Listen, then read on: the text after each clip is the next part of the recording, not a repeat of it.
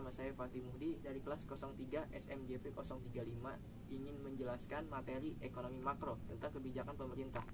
Sebelum saya menjelaskan lebih jauh, saya ingin menjelaskan arti dari kebijakan pemerintah.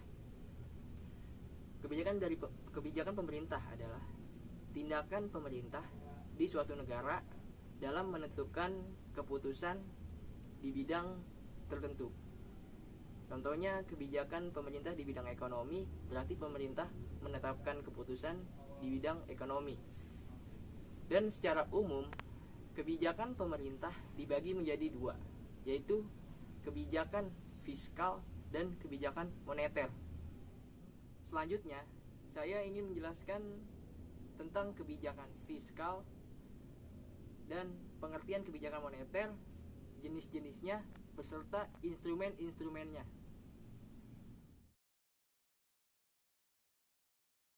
Apa itu kebijakan fiskal? Kebijakan fiskal menurut Kamus Besar Bahasa Indonesia adalah berkenaan dengan urusan pajak dan pendapatan negara. Kata fiskal sendiri berasal dari bahasa Latin yang berarti fiscus, yaitu orang yang memegang kekuasaan di bidang keuangan di Romawi. Pengertian kebijakan fiskal adalah kebijakan yang diambil pemerintah untuk menjaga stabilitas ekonomi yang terkait dengan pendapatan dan pengeluaran negara. Dalam proses pelaksanaannya, kebijakan fiskal dijalankan oleh Presiden, Kementerian Keuangan, dan kementerian-kementerian terkait.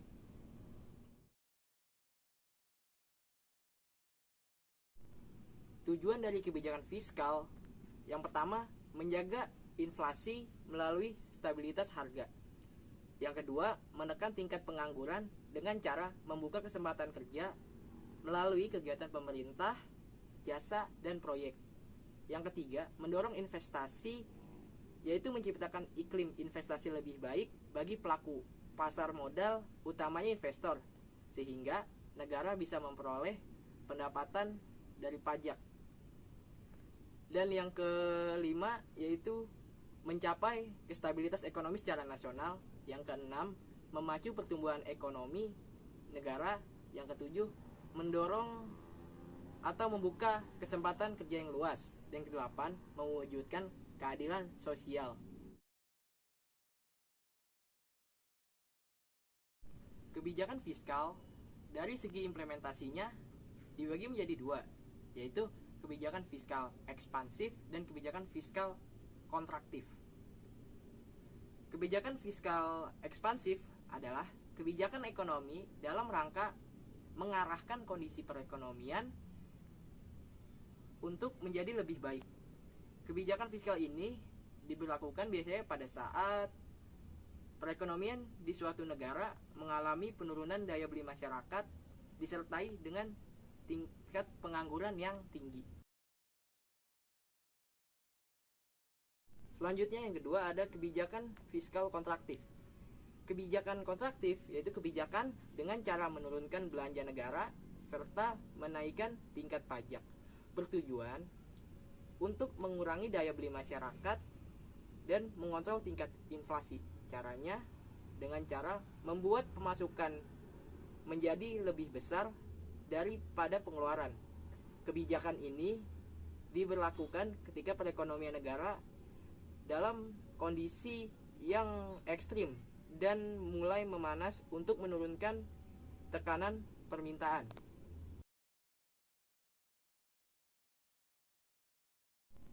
Instrumen kebijakan fiskal ada dua, yaitu penerimaan dan pengeluaran.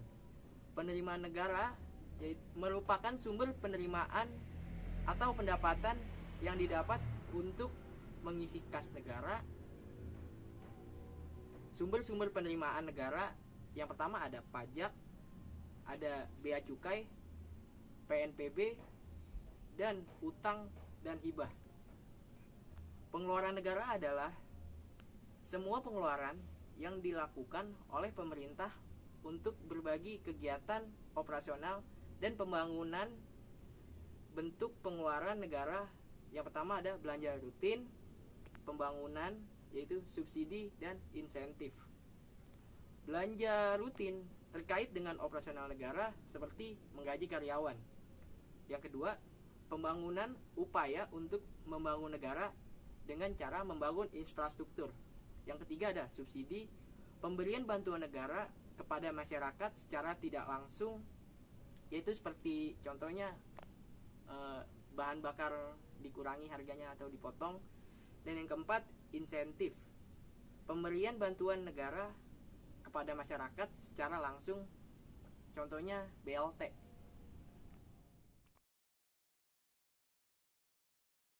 Setelah Anda memahami kebijakan fiskal, saya akan menjelaskan tentang pengertian kebijakan moneter. Kebijakan moneter merupakan proses mengatur persediaan uang di sebuah negara untuk mencapai tujuan tertentu. Misalnya, menahan inflasi, mencapai pekerja penuh, atau lebih sejahtera. Kebijakan moneter pada dasarnya merupakan suatu kebijakan yang bertujuan mencapai keseimbangan internal, pertumbuhan ekonomi yang tinggi, stabilitas harga, pemerataan pembangunan, dan keseimbangan eksternal, yaitu keseimbangan neraca pembayaran, serta tercapainya tujuan ekonomi makro, yakni menjaga stabilitas ekonomi yang dapat diukur dengan kesempatan kerja, kestabilan harga, neraca pembayaran internasional yang seimbang. Kebijakan moneter menurut pendapat para ahli, yang pertama, muanga nangga. Pengertian kebijakan moneter adalah kebijakan yang dilakukan oleh otoritas moneter dengan mengendalikan jumlah uang beredar dan tingkat suku bunga untuk mempengaruhi tingkat permintaan agregat dan mengurangi kestabilitas ekonomi. Ada Budiono moneter. Yang dimaksud dengan kebijakan moneter adalah tindakan pemerintah melalui bank sentral untuk mempengaruhi dalam situasi makro. Yang dilaksanakan yaitu menyeimbangkan jumlah uang yang beredar dengan penawaran barang sehingga inflasi dapat dikendalikan, tercapai kesempatan kerja penuh, dan kelancaran suplai atau distribusi barang. Menurut M. Nasir, yang dimaksud dengan monetary policy adalah segala tindakan atau upaya bank sentral untuk mempengaruhi perkembangan variabel moneter. Di dalamnya meliputi uang yang beredar, nilai tukar, suku bunga, dan bunga kredit. Sama seperti kebijakan fiskal, kebijakan moneter juga ada dua, yaitu kebijakan moneter ekspansif dan kebijakan moneter kontraktif. Kebijakan moneter ekspansif sering disebut juga dengan kebijakan uang longgar. Ialah kebijakan yang mengatur jumlah uang yang dipasok dalam perekonomian. Caranya dengan menurunkan suku bunga membeli sekuritas pemerintah oleh bank sentral dan menurunkan persyaratan cadangan untuk bank. Kebijakan ekspansif juga akan menurunkan tingkat pengangguran dan merangsang aktivitas bisnis atau kegiatan belanja konsumen. Secara keseluruhan di seluruh dunia tuh, tujuan kebijakan moneter ekspansif adalah meningkatkan pertumbuhan ekonomi dan risiko inflasi yang semakin tinggi. Kebijakan moneter ekspansi utamanya melakukan penambahan uang yang beredar dalam masyarakat agar roda perekonomian semakin berjalan cepat. Kebijakan ini mampu meningkatkan daya beli masyarakat dan mengurangi jumlah pengangguran pada saat perekonomian mengalami depresi atau resesi. Kebijakan moneter ekspansif juga mempengaruhi tingkat pengangguran di suatu negara. Contohnya, kebijakan ekspansif biasanya diterapkan untuk mengurangi angka pengangguran karena ketersediaan uang dalam jumlah banyak akan merangsang kegiatan bisnis sehingga pasar tenaga kerja akan semakin besar. Dengan otoritas fiskal, bank sentral mengontrol tingkat nilai tukar uang dalam negeri terhadap mata uang asing. Contoh konkretnya yaitu Bank Indonesia menambah jumlah uang yang beredar dengan mengeluarkan lebih banyak uang dicetak. Mata uang rupiah jadi menjadi lebih murah daripada mata uang negara lain.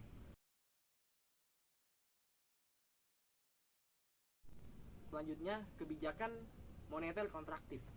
Kebijakan moneter kontraktif adalah kebijakan dalam mengurangi jumlah uang yang beredar. Kebijakan ini biasanya dilakukan saat perekonomian mengalami inflasi. Disebut juga dengan kebijakan uang ketat. Kebijakan moneter kontraktif disebut juga kebijakan yang mengurangi jumlah uang yang beredar. Tujuan dari kebijakan ini menurunkan tingkat inflasi. Tujuan kebijakan moneter kontraktif adalah mengurangi jumlah uang yang beredar dalam perekonomian. Tujuan tersebut dapat dicapai dengan meningkatkan suku bunga, menjual obligasi pemerintah, dan menaikkan persyaratan cadangan untuk bank. Contoh dari kebijakan moneter di Indonesia adalah sebagai berikut: melakukan lelang sertifikatnya, atau bisa juga melalui pembelian surat berharga di pasar modal. UBI dapat menurunkan suku bunga jika kondisi ekonomi sesuai dengan ekspektasi. Sebaliknya, jika BI bisa menaikkan suku bunga bila ingin membatasi aktivitas ekonomi sehingga aliran uang berkurang. Ketika perekonomian mengalami resesi, maka peredaran uang akan meningkat sehingga aktivitas perekonomian meningkat. Contohnya adalah membeli sekuritas atau surat-surat berharga saat terjadi inflasi. BI akan mengurangi aliran uang ke masyarakat dengan menjual surat-surat berharga untuk mengurangi aktivitas ekonomi yang berlebihan. Menurut Profesor Ali Wardana selaku Gubernur Bank Indonesia, Dana Moneter Internasional mengungkapkan betapa beratnya usaha untuk beliau meluluskan diri dari tekanan rumusan kebijakan negara maju dalam krisis ekonomi global yang dibahas pada buku Profesor Dr. Ali Wardana, yaitu yang berjudul Pembaharu Kebijakan Moneter dan Fiskal di Indonesia.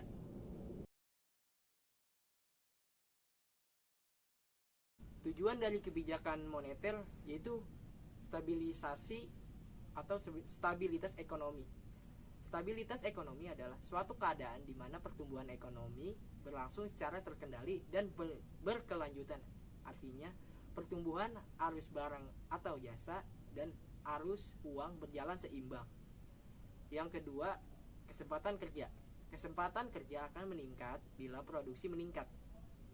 Peningkatan produksi biasanya diikuti dengan perbaikan nasib karyawan ditinjau dari segi upah maupun keselamatan kerja. Perbaikan upah dan keselamatan kerja akan meningkatkan taraf hidup karyawan dan pada akhirnya karyawan mencapai kemakmurannya. Yang ketiga, kestabilan harga. Kestabilan harga dengan yaitu harga yang stabil menyebabkan masyarakat percaya bahwa membeli barang pada tingkat harga sekarang sama dengan tingkat harga yang akan datang atau daya beli dari waktu ke waktu adalah sama. Yang keempat, neraca pembayaran internasional. Neraca pembayaran internasional dapat dikatakan dalam keadaan seimbang apabila jumlah nilai barang yang diekspor sama dengan nilai barang yang diimpor. Untuk mendapatkan neraca pembayaran yang seimbang, pemerintah sering menjalankan kebijakan moneter. Contohnya adalah dengan cara melakukan devaluasi. Yang kelima, menjaga stabilitas dan pertumbuhan ekonomi. Menjaga stabilitas ekonomi dari banyaknya jumlah uang yang beredar, meningkatkan kesempatan kerja, memperbaiki posisi neraca perdagangan dan neraca pembayaran.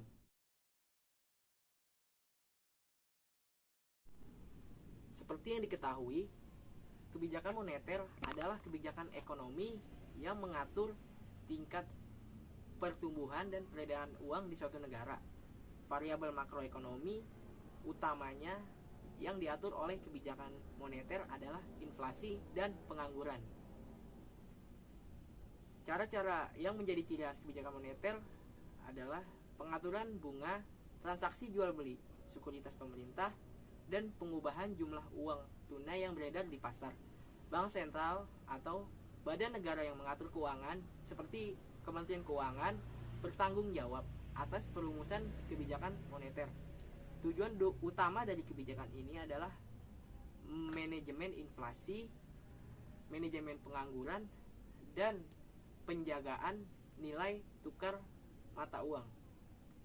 Kebijakan moneter bisa membuat target tentang tingkat inflasi, suku bunga, dan nilai mata uang. Bank sentral adalah aktor utama dalam pelaksanaan kebijakan moneter secara langsung dan secara tidak langsung. Sebagai contoh, dari kebijakan moneter langsung adalah mencetak uang baru, membukukan saldo perusahaan swasta atau negara, merombak sistem perbankan yang diambil alih oleh perbankan atau pengkreditan, dan masih banyak lagi. Bank sentral ikut serta dalam peredaran uang dan lalu lintas kredit perbankan. Sebagai contoh, kebijakan politik moneter langsung adalah memberikan pengaruh kepada pemberian kredit oleh dunia perbankan. Pengaturan uang beredar dalam masyarakat dilakukan dengan menambah atau mengurangi jumlah uang yang beredar.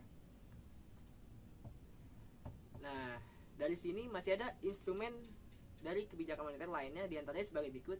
Yang pertama ada kebijakan diskonto atau discount rate. Kebijakan merupakan yaitu mengukur melalui tingkat suku bunga bank, kondisi di mana bank-bank umum meminjamkan dana kepada Bank Indonesia selaku bank sentral membuat peredaran uang atau jumlah uang menjadi teratur. Ketika peredaran uang harus ditingkatkan, maka Bank Indonesia menurunkan suku bunga pinjaman. Sebaliknya, jika suku bunga kredit bank akan dinaikkan ketika peredaran uang harus dikurangi. Yang kedua ada operasi pasar terbuka. Ketika pemerintah mengontrol perekonomian uang melalui penjualan atau pembelian surat-surat berharga milik pemerintah, maka yang dijadikan instrumen kebijakan moneter adalah operasi terbuka. Saat Bank Indonesia ingin mengurangi peredaran uang, maka pemerintah menjual surat-surat berharga.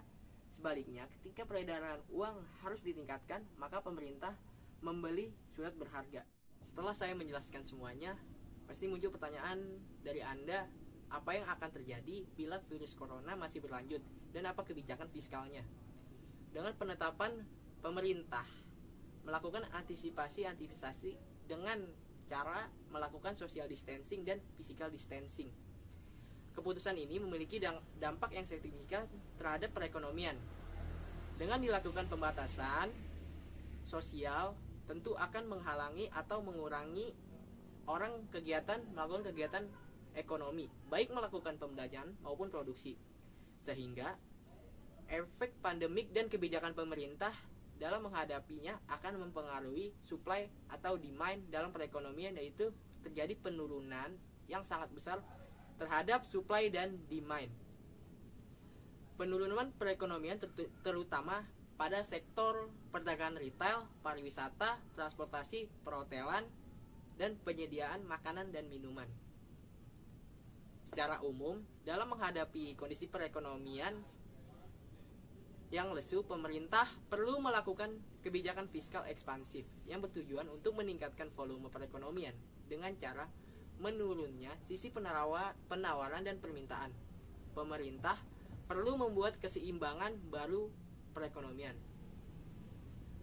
Konsep dasar dalam memperbesar kapasitas perekonomian adalah bagaimana mengurangi beban masyarakat, yaitu meningkatkan penghasilan. Untuk memperbesar penghasilan melalui pengurangan dan beban, pemerintah dapat melakukan beberapa kebijakan fiskal sebagai berikut. Yang pertama, menghilangkan pajak penghasilan golongan tertentu, khususnya menengah ke bawah, sehingga beban pengeluaran kelompok ini berkurang. Selain sisi dapat menambah pendapatannya, yang secara teoritis nantinya akan digunakan untuk masyarakat itu konsumsi. Yang kedua, memberikan program jaring pengamanan sosial berupa cash transfer tunai kepada kelompok miskin dan hampir miskin, sehingga kemampuan konsumsi mereka tetap terjaga. Yang ketiga, melakukan operasi pasar untuk komoditas tertentu sehingga kebutuhan masyarakat dapat terpenuhi. Di lain sisi, pemerintah dapat meningkatkan kapasitas produksi pelaku usaha komoditas tersebut. Sedangkan kebijakan fiskal untuk meningkatkan kapasitas produksi pelaku ekonomi yaitu dengan cara memberikan berbagai kemudahan perolehan bahan baku bagi industri, khususnya industri yang berorientasi ekspor. Kemudahan dapat berupa penyederhanaan proses impor bahan baku. Yang kedua, menurunkan bea masuk barang-barang kebutuhan industri kecil. Yang ketiga, memperhatikan permodalan industri kecil dengan memberi kemudahan dalam akses kredit. Oke, setelah saya menjelaskan semuanya dan menjawab pertanyaan, saya ingin menutup video ini. Kurang lebihnya mohon maaf. Wassalamualaikum warahmatullahi wabarakatuh.